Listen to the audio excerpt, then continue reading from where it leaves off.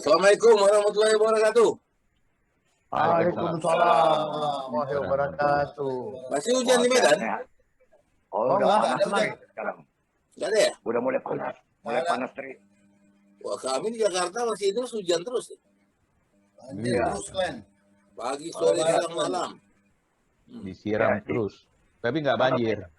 Kalau Tapi kalau Medan, hujan berita banyak ya Medan ya. Bobby gimana, Bobby? Ya. Jangan berita. ya cuaca Medan ini kan tidak panas. Tapi ada yang peristiwa yang panas barangkali sedikit.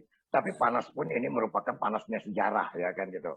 Ada sesuatu catatan sejarah di kota Medan ini, di mana Medan ya mempunyai wali kota yang 6 hari saja umurnya, ya kan begitu. Itu menarik gitu ya. Catatan sejarah barangkali untuk daerah-daerah lain belum Kenapa itu, ditemukan hal yang demikian ya. Ya Pak Akhyar Nasution yang PLT wali kota kemarin dilantik menjadi wali kota Medan. Walaupun pelantikannya itu adalah untuk 6 hari saja ya, atau 1 minggu ya, sambil menunggukan nanti pemenang wali kota yang terpilih kemarin di Pilkada 2020 kan begitu. Ya itu.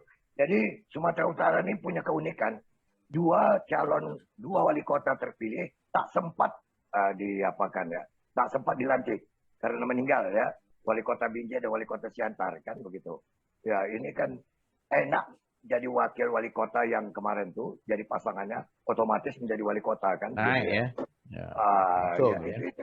itu yang menarik kan, enak tuh ya. Kalau begitu kalau tahu aku bakal ada yang wali kota yang mau meninggal, aku hari itu bisa mencalonkan diri jadi wakil wali kota supaya tergiring awak jadi wali kota. Pertanyaannya, Bang. Iya. Apa yang bisa dibuat sama Akhyar Nasution sebagai wali kota definitif?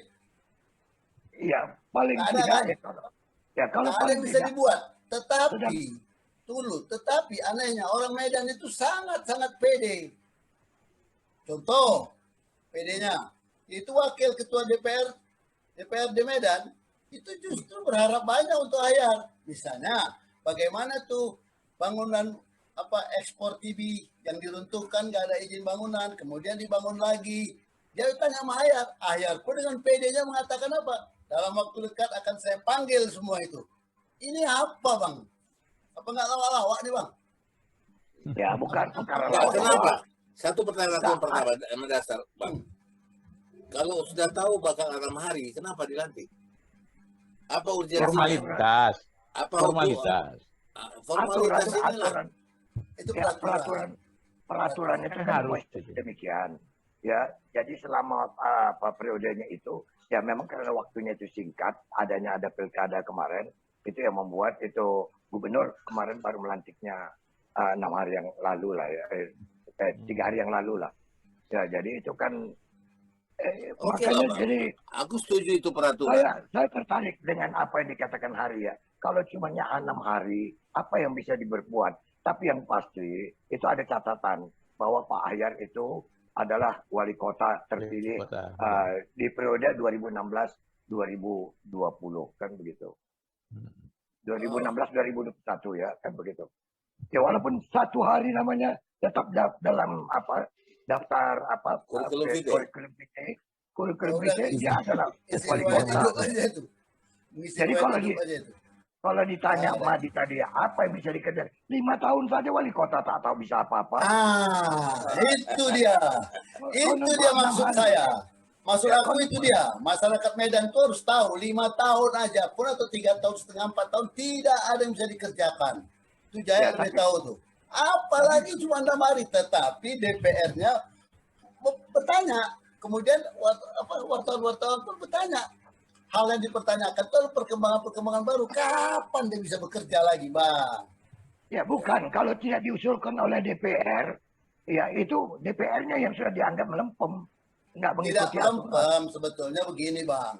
Itu sebelumnya kan wali kota Medan Eldin itu dia nonaktif. Nah, kemudian dia diponis. Sesudah diponis dia menjadi terpidana. Kemudian dia kasasi tidak, banding tidak. Ternyata rencananya dia mau banding. Ternyata diputuskan lagi oleh pengacaranya tidak banding pada 10 Oktober. seharusnya 10 Oktober itu paling enggak tanggal 15 atau tanggal 20 Oktober itu dilantik.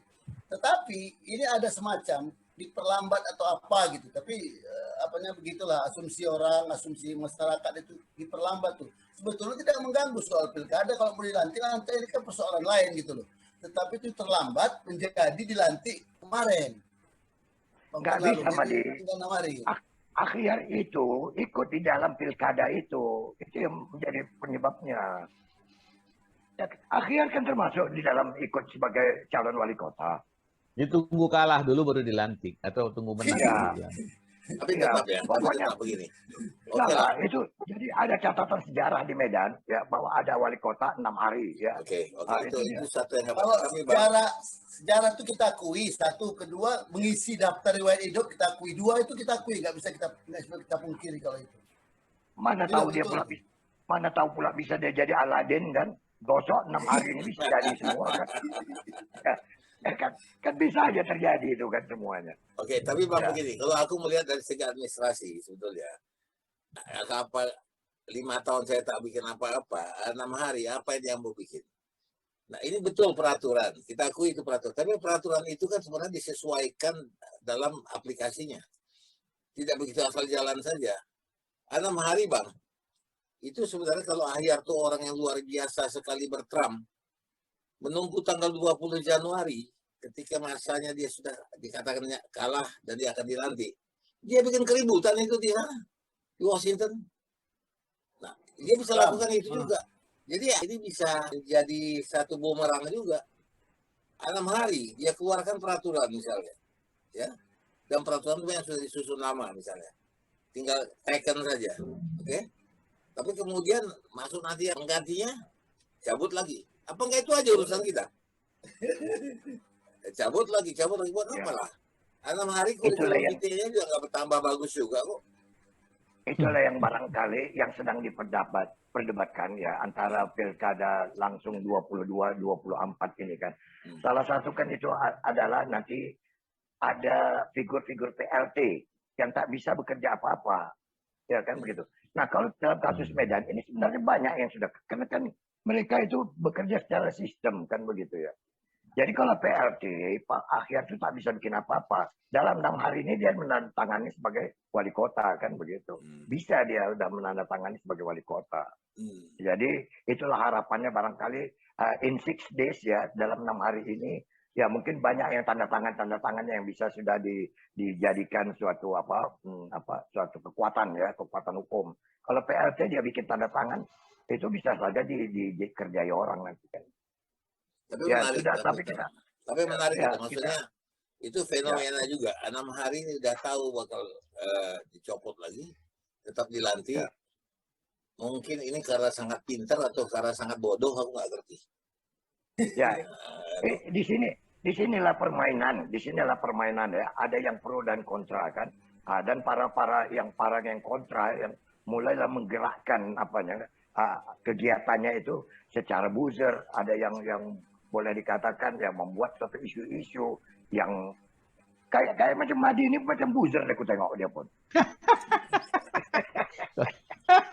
Buzzer siapa ini? Siat Madi ya. Siapa?